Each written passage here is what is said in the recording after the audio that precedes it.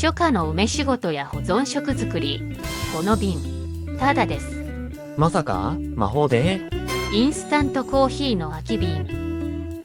なるほど、捨てればゴミだけど再利用するんだ。昭和の知恵。エコに貢献。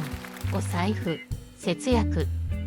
例えば保存瓶4本、100円ショップでも最低400円よ。不便な点もある？ 4つの欠点、対策も合わせて紹介します。お得なメリットはあと7つあるよ。これから実際にらっきょうをつけながら説明。洗う、乾かす。最近のラベルはきれいに剥がれるのが多いですよね。昔の瓶のラベルは剥がれにくくてベタベタして大変。これがデメリット1。ラベルを剥がせばシンプルなデザイン。メリット3つ目、癖がないデザインで使いやすいね。じゃあ瓶、蓋を洗うよ。台所用洗剤で洗って乾かします。剥がれ残ったラベルは水につけておくと剥がしやすくなります。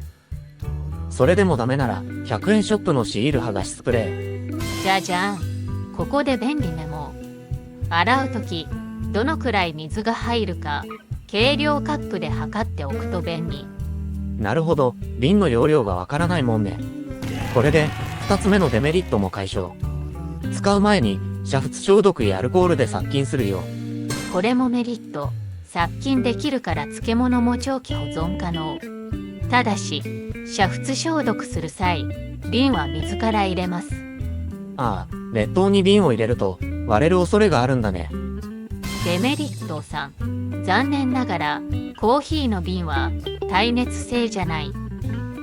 熱湯、電子レンジはダメだぞ。アルコールで殺菌する方法。乾燥させた瓶にアルコールを多めにスプレー。蓋をして上下に振ります。液を全体に行き渡らせてすすぐようにするのがコツ。ホワイトリカーの場合は少量を瓶に入れ同じように作業。蓋を外し乾燥させておきます。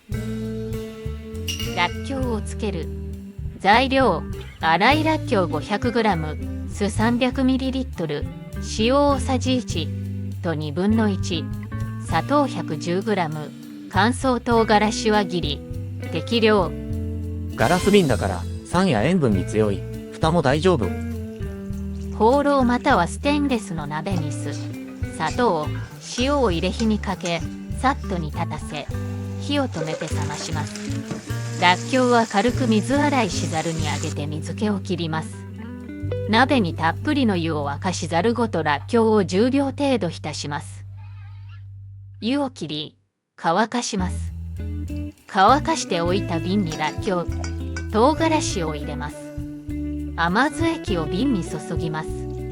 瓶の口が広くて食材が入れやすいね。そうそう、これが6つ目のメリット。口が狭い瓶だと取り出しにくく、洗いにくいのよ。らっきょう保存。つけてから5日程度はらっきょうが浮きやすいので、1日2回程度瓶をゆすって液につける。表面が空気に触れないようにラップを入れるのも有効。これも昭和の知恵。落としラップ。らっきょうが浮かなくなればラップは取ります。冷暗所か冷蔵庫で保存。1年程度日持ち可能。これでらっきょう1キロ、大小合わせて4本作れたよ。冷蔵庫保存の方が柔らかくなりにくいよ。昔は何でも大瓶でつけたけど、今はコーヒーの瓶で小分けにつけるくらいがちょうどいい。コーヒーの瓶っていいサイズ感。あ、酢漬けのニンニクだ。作っておくと便利だよね。ニンニク、らっきょうはとにかく匂いが強烈。使い終わった後も残りがち。プラスチックの容器やゴムパッキンについた匂いも取れないのよね。その点、空き瓶は気楽に使えていいね。まあ、匂いのきついもの以外なら何度も洗って使えます。コーヒーの瓶って丈夫だから、果実酒も漬物も。これは梅シロップ。梅シロップを上白糖で作ると砂糖が溶け残るのよね。溶かすために瓶を振ると液漏れしちゃうのよ。これが最後のデメリット。軽く湯するくらいなら大丈夫なんだけどね。対策として蓋をする前にラップをかぶせておくと少しはマシ。見た目昭和っぽいけどね。あとジャムの長期保存もできません。でもジャム以外なら結構何でも OK。 発酵させるザワークラウトも大丈夫。綺麗だね。9つ目のメリット、中身が見えて整理しやすい、変化も観察しやすい。保存容器にもいろいろあるから使い分けてね。で、いつも失敗するんだけど、出来上がったらラベルを貼ってね。貼っておかないと後で何を作ったかすら記憶からなくなるのよ。はーい、これで9つのメリットと4つのデメリットの紹介終わりです。季節によって冬はかりんの蜂蜜シロップ、レモン酢もいいね。おばあちゃまのお気に入りはドライフルーツのラム酒漬け、干し柿の焼酎漬け。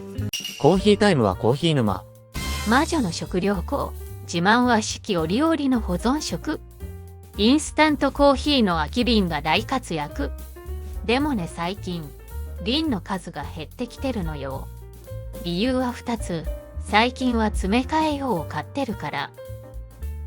あとエイトくんが最近コーヒーに凝っててね、ドリップして入れてくれるのよ。こちらコロンビアのハイライトです。酸味とコクのバランスが絶妙で、朝にぴったりの一杯となります。ただし、入れ方にはいくつか注意点があります。まず、中細引きの豆を使用してください。ここに存在するのはコーヒーへの熱い情熱。至福のひとときを約束する魂の液体。次に、適切な抽出時間を守ることが大切です。長すぎると苦味が強くなり、短すぎると風味が引き出されません。ちなみに午後のティータイムもこちらはダージリン。インドの高地で育てられた上質な茶葉から作られており、花の香りとフルーティーな味わいが特徴です。美味しゅうございます。それではマジカルキッチンでまたお会いしましょう。